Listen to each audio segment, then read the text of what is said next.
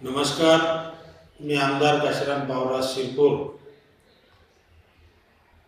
आपल्या जिल्ह्यामध्ये 15 जानेवारी ते 7 फेब्रुवारी 2024 पर्यंत सिकल सेल तपासणीचं अभियान महाराष्ट्र शासनाने काढलेलं आहे।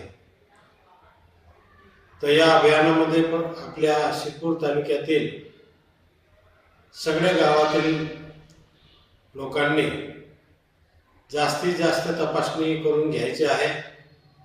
0 ते 40 वयोगटाच्या लोकांनी याची तपासणी करायची आहे। सिकल सेल तपासणी आहे आणि ऋण जर आढळलं तर त्याला शासन वेळोवेळी उपचारासाठी औषधी देणार आहे। त्यासाठी महाराष्ट्र शासनाने अभियान राबवलेलं आहे। याच्यामध्ये जास्तीत जास्त लोकांनी भाग घेऊन